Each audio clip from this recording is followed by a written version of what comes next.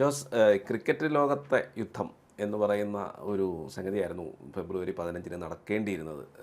India Pakistan T20 മത്സരം world കപ്പിൻ്റെ ഭാഗമായിട്ട്.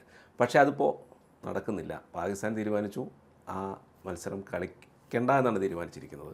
പക്ഷേ അതുമായി ബന്ധപ്പെട്ട് ICC പറയുന്നുണ്ട്, ഈ മത്സരം കളിക്കാതെ നിങ്ങൾ ബാക്കി മത്സരം കളിക്കുന്ന കാര്യം ആലോചിക്കേണ്ടതുണ്ട്, അങ്ങനെ ഒരു പരിപാടി നടക്കില്ല എന്നും പറയുന്നുണ്ട്. അപ്പോൾ ഈ ബംഗ്ലാദേശ് പങ്കെടുക്കില്ല, അല്ലെങ്കിൽ ബംഗ്ലാദേശിലൊരു കളിക്കാരനെ IPL നിന്ന് മാറ്റി നിർത്തിയതോടുകൂടി ബംഗ്ലാദേശുമായിട്ടുള്ള ഒരു പ്രശ്നം, ബംഗ്ലാദേശ് കളിക്കുന്നില്ല എന്നുള്ള തീരുമാനം, അപ്പോൾ ഇതെല്ലാം ഏകദേശം ഒരു കുഴഞ്ഞു മറിഞ്ഞ അന്തരീക്ഷത്തിലായി T20 വേൾഡ് കപ്പ്. അതെ, എന്താണ് ഇതിനകത്ത് നമുക്ക് പറയാനുള്ളത്?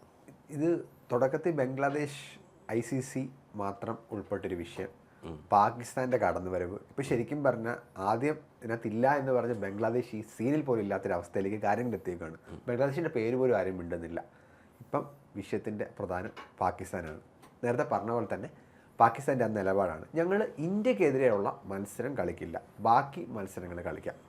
ഇതിൽ ഏറ്റവും ശ്രദ്ധിക്കേണ്ട ഒരു കാര്യം എന്ന് പറഞ്ഞാൽ, പാകിസ്ഥാന് വേണ്ടിയിട്ട് അനുകൂലമായിട്ടുള്ളൊരു വേദി അവർക്ക് ആവശ്യപ്പെട്ടത് പ്രകാരം അവർക്ക് ഇന്ത്യയെ കളിക്കാൻ പറ്റില്ല എന്ന് പറഞ്ഞതുകൊണ്ട് തന്നെ അവരുടെ മത്സരങ്ങളെല്ലാം കൊളംബോയിലായിരുന്നു നിശ്ചയിച്ചിരുന്നത്. അതായത് നേരത്തെ നിശ്ചയിച്ച മത്സരമാണ്. ബംഗ്ലാദേശ് നേരത്തെ പറഞ്ഞു അവർ ഇന്ത്യയിലേക്ക് വരില്ല, അവരുടെ മത്സരങ്ങളെല്ലാം ഇന്ത്യയിലാണ് ഷെഡ്യൂൾ ചെയ്തത്, അവർ ഇന്ത്യയിലേക്ക് വരില്ല എന്നുള്ളതായിരുന്നു ബംഗ്ലാദേശിൻ്റെ നിലപാട്. ഇത് പാകിസ്ഥാൻ്റെ ആവശ്യപ്രകാരം ICC ഇത്തരത്തിലുള്ളൊരു ഫേവർ അവർക്ക് ചെയ്തപ്പോൾ രണ്ടും തമ്മിലൊരു വ്യത്യാസമുണ്ട്. പാകിസ്ഥാൻ നേരത്തെ തന്നെ ആവശ്യപ്പെട്ടു, ബംഗ്ലാദേശ് അവസാന സമയത്താണ് ആവശ്യപ്പെടുന്നത്. സ്വാഭാവികമായിട്ടും അതിന് മാത്രമുള്ള സമയമില്ല, അപ്പോൾ ICC അത് അനുവദിച്ചു കൊടുക്കുന്നില്ല. ഇതിൽ പാകിസ്ഥാൻ പറയുന്നത് ഒരു ബോർഡിനെ ICC കൂടുതലായിട്ട് ഫേവർ ചെയ്യുന്നു, BCCI. ഇതാണ് അവരുടെ പരാതി.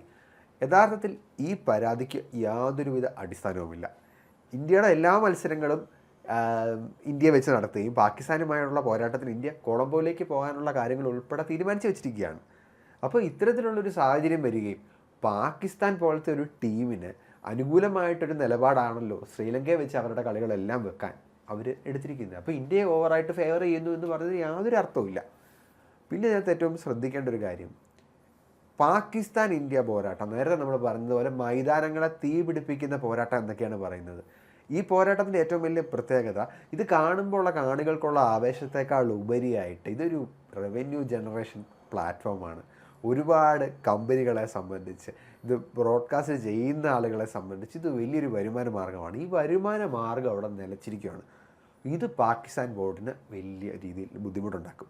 ഇന്ത്യയായിട്ട് കളിക്കാതിരുന്നാൽ ഇന്ത്യ അവിടെ ചെന്ന് കഴിഞ്ഞാൽ ഇന്ത്യക്ക് 2 പോയിൻ്റ് കിട്ടും. ഇന്ത്യ ഈ മത്സരം നടക്കുന്ന ദിവസം ശ്രീലങ്കയിലെത്തുകയും ടോസ് സമയം വരെ കാത്തു നിൽക്കുകയും ചെയ്തു കഴിഞ്ഞാൽ മാച്ച് റഫറി ഇന്ത്യക്ക് 2 പോയിൻ്റ് അനുവദിച്ചു കൊടുക്കും. ഇത് ഇന്ത്യക്ക് 2 പോയിൻ്റ് കിട്ടും. പാകിസ്ഥാന് 2 പോയിൻ്റ് നഷ്ടമാവുകയും ചെയ്യും. ഇതല്ല അവരുടെ പ്രശ്നം. പാകിസ്ഥാനെ അഫക്റ്റ് ചെയ്യാൻ പോകുന്ന പ്രശ്നം അവർക്ക് കിട്ടാൻ പോകുന്ന ഭീമമായിട്ടുള്ള ഫൈനാണ്.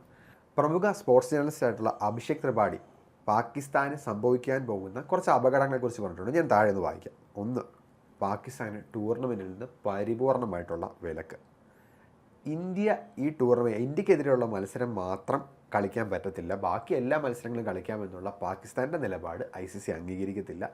അങ്ങനെയുള്ള പക്ഷം പാകിസ്ഥാനെ ഈ ടൂർണമെൻറ്റ് തന്നെ കളിപ്പിക്കാൻ പോകുന്നില്ല എന്നുള്ളതാണ് ICCയുടെ ആദ്യത്തെ പോയിന്റ്. ഇനി അങ്ങനെ ഇന്ത്യക്കെതിരെയുള്ള കളിക്കണ്ട, ബാക്കി എല്ലാ മത്സരങ്ങളും കളിച്ചോ എന്നുള്ള ICC നിലപാട് എടുക്കുകയാണെങ്കിൽ അടുത്തത് വരുമാനം തടഞ്ഞു വെക്കുക. എല്ലാ ബോർഡുകൾക്കും ICC കൊടുക്കുന്ന ഒരു നോമിനലായിട്ടുള്ള ഫീ ഉണ്ട്. ഏകദേശം 34.5 ദശലക്ഷം രൂപയാണ് ഇതായിട്ട് കൊടുക്കുക. ആ ദശലക്ഷം രൂപ പാകിസ്ഥാന് കിട്ടാതെയാകും. പാകിസ്ഥാനെ സംബന്ധിച്ച് ഇപ്പോഴത്തെ ഒരു സാമ്പത്തിക ബുദ്ധിമുട്ടും കൂടെ കമ്പയർ ചെയ്ത് നോക്കുമ്പോൾ അത് വലിയൊരു നഷ്ടം തന്നെയാണ്. അടുത്തത്, ഇന്ത്യ പാകിസ്ഥാൻ മത്സരം കളിക്കാതിരുന്നതോടെ ഓരോ സെക്കൻഡിലും ഉണ്ടാകുന്ന പരസ്യ വരുമാനമുണ്ട്. ഇത് ജിയോ ഹോട്ട്സ്റ്റാറിന് പാകിസ്ഥാൻ നഷ്ടപരിഹാരമായി നൽകേണ്ടി വരും. 4500 കോടി രൂപയാണ് പാകിസ്ഥാൻ ഇതിൻ്റെ പേരിൽ നഷ്ടപരിഹാരമായിട്ട് കൊടുക്കേണ്ടി വരിക. പിന്നെ ഒറ്റപ്പെടലിൻ്റെ ഏറ്റവും വലിയ പ്രത്യേകത എന്ന് വെച്ചാൽ മറ്റ് രാജ്യങ്ങൾ പാകിസ്ഥാനുമായി ഉഭയകക്ഷി പരമ്പരകളെ കളിക്കുന്നത് ചിലപ്പം മാറിപ്പോയെന്ന് വരാം. ഇതും പാകിസ്ഥാന് വലിയ രീതിയിലുള്ള ബുദ്ധിമുട്ടുണ്ടാക്കും. പിന്നെ PSL, പാകിസ്ഥാനെ സംബന്ധിച്ച് വലിയ വരുമാന മാർഗ്ഗമായിട്ട് അവർ കാണുന്ന PSLൽ വിദേശ കളിക്കാരെ കളിക്കാതിരിക്കും. അവരവരുടെ ലോക്കൽ താരങ്ങളെ വെച്ച് ഒരു ആഭ്യന്തര ടൂർണമെൻറ്റായിട്ട് അത് നടത്തേണ്ടി വരും. ഇത്തരത്തിലുള്ള വലിയ വലിയ അപകടങ്ങളാണ് പാകിസ്ഥാനെ കാത്തിരിക്കുന്നത്. അപ്പോൾ അങ്ങനെ നോക്കുമ്പോൾ പാകിസ്ഥാൻ ഈ ആകാശത്തോട് പോയത് ഏണി വെച്ച് പിടിച്ച പോലെയല്ലേ? അതത്രേ അതായത് പാകിസ്ഥാൻ ഈ ചിത്രത്തിലേ ഉണ്ടായിരുന്നില്ല, ഒന്നും ഉണ്ടായിരുന്നു. ബംഗ്ലാദേശ് മാത്രമേ ഉണ്ടായിരുന്നുള്ളൂ. ബംഗ്ലാദേശ് തന്നെ യഥാർത്ഥത്തിൽ ബംഗ്ലാദേശിന് പോലും ഈ ഒരു കാര്യം ചെയ്യേണ്ട ആവശ്യം ഉണ്ടായിരുന്നില്ല. ബംഗ്ലാദേശിൽ ഒരു കളിക്കാരനെ മാറ്റി നിർത്തി എന്ന് പറയുമ്പോൾ അതൊരു IPL-മായി ബന്ധപ്പെട്ട കാര്യമാണ്. അങ്ങനെ മാറ്റി നിർത്തി എന്ന് പറയുമ്പോൾ ഒരു ലോകകപ്പ് പോലുള്ള ഒരു അന്താരാഷ്ട്ര ടൂർണമെന്റിൽ പങ്കെടുക്കില്ല എന്നുള്ളൊരു തീരുമാനം ബംഗ്ലാദേശിന്റെ ഭാഗത്ത് നിന്ന് എടുക്കാൻ പാടില്ലായിരുന്നു. ഇനി അതെടുത്തു, ശരി. ഈ പാകിസ്ഥാൻ ചാടിക്കയറി ഇതിനകത്ത് കയറി പിടിക്കേണ്ട ഒരു ആവശ്യം ഉണ്ടായി. പാകിസ്ഥാൻ ചാടിക്കയറി പിടിക്കാൻ അവരൊരു എനിക്ക് തോന്നുന്നു ഇതിന്റെ കോൺസിക്വൻസസ് മനസ്സിലാകാതെയാണ് ഇത് ചാടിക്കയറിയത് എന്ന് തോന്നിയിട്ടുണ്ട്. അതോ ഈ ഒരു സാഹചര്യത്തിൽ ഇന്ത്യയുടെ ഒരു ഫോം കണ്ടിട്ട് പേടിച്ച് അടിവാങ്ങി പാകിസ്ഥാന്റെ മുൻ താരമായിട്ടുള്ള ഡാനിഷ് കനേറി ഇപ്പൊ പറഞ്ഞ ആ സ്റ്റേറ്റ്മെന്റ് ആണ് പറഞ്ഞത്. അതായത് ഇന്ത്യ ആയിട്ടുള്ള കളിച്ചില്ല, ഇന്ത്യയുടെ ഇപ്പോഴത്തെ തകർപ്പൻ ഫോം കണ്ടിട്ട് പേടിച്ച് പാകിസ്ഥാൻ പിന്മാറി എന്നുള്ള രീതിയിലാണ് എല്ലാവരും പറയുന്നത്. ഡാനിഷ് കനേറി ഇതിനോട് അനുകൂലിക്കുകയാണ് ചെയ്തത്. അതായത് പാകിസ്ഥാൻ്റെ മുൻ താരമായിട്ടുള്ള ഡാനിഷ് കനേറി പറയുകയാണ് പാകിസ്ഥാൻ ഇന്ത്യയുടെ ഫോം കണ്ട് പേടിച്ച് ഈ ടൂർണമെൻറ്റിൽ നിന്ന് പിന്മാറിയിരിക്കുകയാണെന്ന്. ഈ ഒരു സാഹചര്യം വരുമ്പോൾ, അതായത് ഇന്ത്യ പാകിസ്ഥാൻ മത്സരം ഒഴിവാക്കപ്പെടുമ്പോൾ സ്വാഭാവികമായിട്ടും സംഭവിക്കുന്നത് വേൾഡ് കപ്പിൻ്റെ ഒരു ഭംഗി നഷ്ടമാവുകയാണ്. നമ്മൾ എന്തൊക്കെ പറഞ്ഞാലും തീർച്ചയായിട്ടും അതൊരു നഷ്ടം തന്നെ. അത് കാരണം ഇന്ത്യ പാകിസ്ഥാൻ മത്സരത്തോളം ആവേശം നൽകുന്ന ഒരു പോരാട്ടം ഇല്ല, അത് യാഥാർത്ഥ്യമാണ്. അപ്പോൾ അങ്ങനത്തെ ഒരു സാഹചര്യത്തിൽ വരുമ്പോൾ ഈ പാകിസ്ഥാൻ മാറി നിൽക്കുന്നത് യഥാർത്ഥത്തിൽ T20 വേൾഡ് കപ്പിനെ ബാധിക്കും. അതിൻ്റെ ആ ഒരു നിറം കെടും. അങ്ങനെയാണെങ്കിൽ ICC കടുത്ത തീരുമാനങ്ങൾ എടുക്കാൻ സാധ്യതയില്ലേ എന്നുള്ളൊരു ചോദ്യമാണ് അവിടെ വരുന്നത്. അതെ, അതിനിടയ്ക്ക് വേറൊരു പോയിന്റ് എന്ന് പറയുന്നത് ഗ്രൂപ്പ് സ്റ്റേജ് മത്സരമാണ് ഇന്ത്യയും പാകിസ്ഥാനും ഉൾപ്പെട്ട മത്സരം കളിക്കില്ല എന്ന് പറഞ്ഞിരിക്കുന്നത്. ഈ രണ്ട് ടീമുകൾക്കും അടുത്ത റൗണ്ടിലേക്ക് എത്താനുള്ള സാധ്യതയുണ്ട്. പാകിസ്ഥാൻ ഈവൻ ഇന്ത്യ ആയിട്ടുള്ള കളി കളിച്ചില്ലെങ്കിൽ അവർക്ക് നഷ്ടമാവുന്നത് 2 പോയിന്റാണ്. ആ 2 പോയിന്റ് ഇല്ലെങ്കിലും പാകിസ്ഥാൻ അടുത്ത റൗണ്ടിലേക്ക് എത്താം. അവിടെ ഇന്ത്യ ഫേസ് ചെയ്യേണ്ട വന്നാൽ എന്ത് നിലപാടായിരിക്കും പാകിസ്ഥാൻ എടുക്കുക?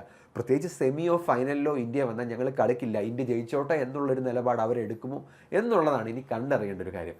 പാകിസ്ഥാൻ്റെ നിലവിലത്തെ ഒരു സ്ക്വാഡ് സ്ട്രെങ്ത് വെച്ചിട്ട് അവർ ഇന്ത്യയോട് ജയിക്കാനുള്ള സ്ക്വാഡ് സ്ട്രെങ്ത് ഒന്നും ഇല്ലെങ്കിൽ പോലും ഫസ്റ്റ് റൗണ്ട് കടക്കാനുള്ള അല്ലെങ്കിൽ ഗ്രൂപ്പ് ഘട്ടം കടക്കാനുള്ള സ്ക്വാഡ് എന്തായാലും അവർക്കുണ്ട്. അവർ ആ ഒരു മികവുള്ള ടീമാണ് താനും.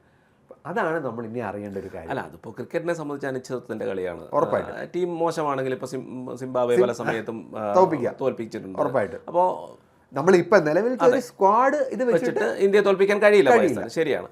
പക്ഷേ ഈ ഒരു സാഹചര്യത്തിൽ മുന്നോട്ട് പോകുമ്പോൾ ഈ വിലക്കിനെ, അതായത് പാകിസ്ഥാൻ്റെ ഭരണാധികാരി പറഞ്ഞത് ഉള്ള നാടുകളിൽ മൊത്തം ഞങ്ങൾ തെണ്ടി നടക്കുകയാണ്, നമുക്ക് പൈസ കടം ചോദിച്ച് നടന്ന് ഞാൻ മടുത്തു എന്നാണ് അദ്ദേഹം പറയുന്നത്. അപ്പോൾ അതിൻ്റെ ഇടയ്ക്കാണ് ഇതുമായി ബന്ധപ്പെട്ടുള്ള ഈ വരുമാനം കൂടി ഇല്ലാതാവുന്നു. പിന്നെ പെനാൽറ്റിയും കൂടെ കിട്ടുകയും ICC ടൂർണമെൻറ്റുകളിൽ നിന്ന് പാകിസ്ഥാനെ മാറ്റി നിർത്തുകയും ചെയ്യുന്ന അവസ്ഥയിലേക്ക് വന്നാൽ അത് പാകിസ്ഥാനെ വലിയ രീതിയിൽ ബാധിക്കും.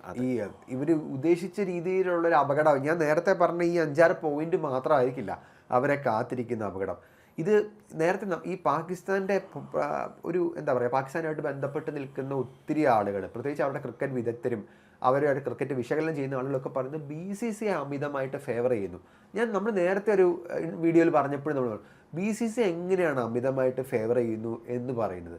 ഏഷ്യ കപ്പ് അല്ലെങ്കിൽ ഇത്തരത്തിലുള്ളൊരു ടൂർണമെൻറ്റ് ഒരു രാജ്യത്ത് ഷെഡ്യൂൾ ചെയ്യണം, ആ രാജ്യത്ത് ഷെഡ്യൂൾ ചെയ്യുകയാണെന്നുള്ളത് നാളുകൾക്ക് മുമ്പേ അറിയുന്നതാണ്.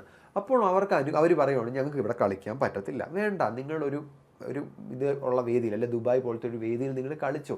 ഇതൊക്കെ നേരത്തെ തീരുമാനിച്ചുറപ്പിച്ചിരിക്കുന്ന കാര്യം.